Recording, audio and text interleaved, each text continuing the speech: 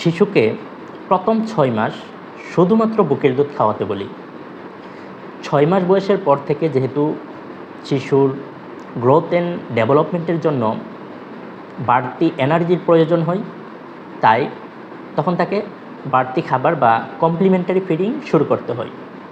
এক্ষেত্রে মায়েরা ভুল করে থাকেন যে তার বাড়তি খাবারটি কী দিয়ে শুরু করবেন। আমরা যে ভুল করে থাকি সেটি হচ্ছে মায়েরা সুজি, সাগু বা এই জাতীয় খাবার দিয়ে বাড়তি খাবার শুরু করতে চেষ্টা করি, অথবা অনেক মায়েরা প্রথমেই সেরেলাক দিয়ে বাড়তি খাবার শুরু করেন, যেটি সম্পূর্ণ ভুল। আপনি আপনার বাচ্চাকে ৬ মাস বয়সের পর পাকা কলা অথবা অল্প একটু ভাত চটকিয়ে দিতে পারেন, শিশুকে আলু চটকিয়ে দিতে পারেন, ভাতের মাড় দিতে পারেন। এই খাবারগুলো দিয়ে সাধারণত বাড়তি খাবার শুরু করতে পারেন। প্রথমে শিশু খেতে চাইবে না, এটাই স্বাভাবিক।